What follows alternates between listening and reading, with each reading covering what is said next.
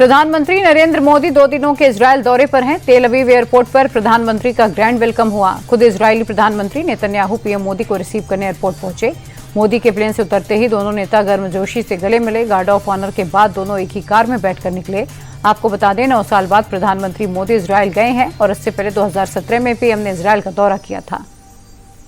प्रधानमंत्री मोदी और नेतन्याहू जब भी मिलते हैं एक अलग केमिस्ट्री दिखती है। 9 साल बाद जब मोदी इजरायल पहुंचे तब भी कुछ ऐसा ही दिखा।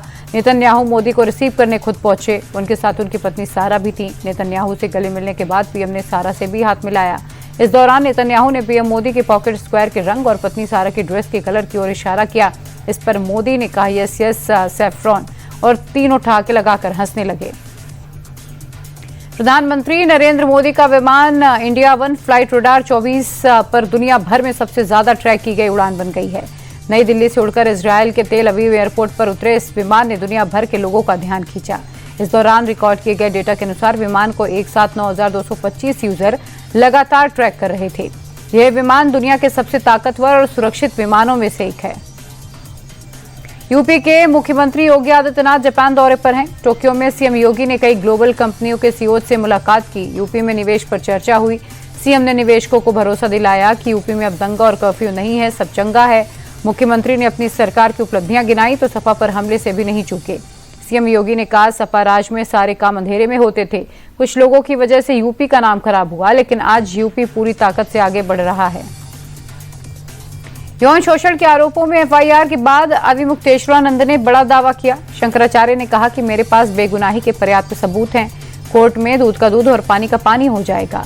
अविमुक्तेश्वरानंद ने आरोप लगाने वाले आशुतोष ब्रह्मचारी को हिस्ट्री शीटर बताया है। शंकराचार्य ने कहा कि जिन बटुकों को लेकर मुझ पर आरोप लगाए जा रहे हैं वो लंबे समय से आशुतोष ब्रह्मचारी के साथ रह रहे हैं। अगर कुछ गलत हुआ है तो आशुतोष ब्रह्मचारी के आश्रम में ही हुआ होगा।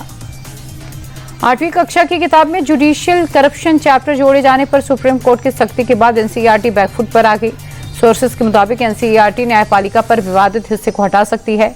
फिलहाल किताब को एनसीईआरटी की वेबसाइट से हटा दिया गया। इस मामले में स्वतः संज्ञान लेते हुए सुप्रीम कोर्ट ने बड़ी फटकार लगाई थी। सीजेआई ने सख्त लहजे में कहा था किसी को भी न्यायपालिका को बदनाम करने की इजाजत नहीं है। कोई कितना भी बड़ा हो, कानून अपना काम करेगा। एआई समिट में हंगामा करने वाले यूथ कांग्रेस के नेताओं की मुसीबत बढ़ती जा रही है। 5 दिन की पुलिस रिमांड खत्म होने के बाद आज उन्हें दिल्ली के पटियाला हाउस कोर्ट में पेश किया गया। कोर्ट ने दिल्ली पुलिस की मांग पर 5 की पुलिस कस्टडी 4 दिन बढ़ा दी। इस मामले में यूथ कांग्रेस के अध्यक्ष समेत अब तक 8 लोगों की गिरफ्तारी हुई है। सभी पर दंगा उकसाने की गंभीर धाराएं लगी हैं। कांग्रेस के कॉम्प्रोमाइज्ड पीएम वाले बयान पर बीजेपी ने पलटवार कर दिया। केंद्रीय मंत्री पीयूष गोयल ने नेहरू, इंदिरा, राजीव और सोनिया गांधी को कॉम्प्रोमाइज्ड बताया। पीयूष गोयल ने कहा कि नेहरू गांधी परिवार ने हमेशा देश हित के साथ कॉम्प्रोमाइज किया है। राष्ट्रीय हित के साथ इनके कॉम्प्रोमाइज को देश कभी नहीं भूल सकता। पीयूष गोयल ने राहुल गांधी को एंटी इंडिया गैंग की कठपुतली बताते हुए विदेशी ताकतों के लिए देश हित से कॉम्प्रोमाइज करने का आरोप लगाया। यूपी के गोंडा में एक महिला की संदिग्ध परिस्थितियों में मौत हो गई, जिसके बाद कई सवाल खड़े हो गए। दरअसल महिला का एक वीडियो सामने आया जिसमें महिला कह रही है कि पापा मुझे आकर ले जाओ वरना शाहरुख मार देगा। अगर मुझे कुछ भी होता है तो उसकी पूरी जिम्मेदारी मेरे पति शाहरुख की होगी। महिला ने अपने पति पर प्रताड़ना और मानसिक उत्पीड़न के आरोप लगाए। पुलिस ने महिला के पति शाहरुख को गिरफ्तार कर लिया है। जांच जारी है। होली से पहले यूपी के हापुड़ में मिलावटखोरों पर एक्शन जारी है। खाद्य विभाग ने 13 क्विंटल रंगीन कचेरी सहित सेवैयां जब्त की है। साथ ही संदिग्ध खाद्य पदार्थों के नमूने लेकर जांच के लिए भेजा गया। विभाग का कहना है कि नियमों की अनदेखी कर सेवैयां और रंगीन कचरी बनाई जा रही थी। मानकों का पालन न करने पर नोटिस जारी कर लाइसेंस रद्द करने का अल्टीमेटम दिया गया। हरियाणा सरकार के साथ 590 करोड़ रुपए की धोखाधड़ी के मामले में एंटी करप्शन ब्यूरो ने कड़ी कार्रवाई की। मामले में 4 लोगों को गिरफ्तार कर कोर्ट में पेश किया गया है, जिसके बाद कोर्ट ने सभी आरोपियों को 7 दिन की रिमांड पर भेजा। जांच में पाया गया कि आईडीएफसी फर्स्ट बैंक के कुछ अधिकारियों की भूमिका संदेह के घेरे में है।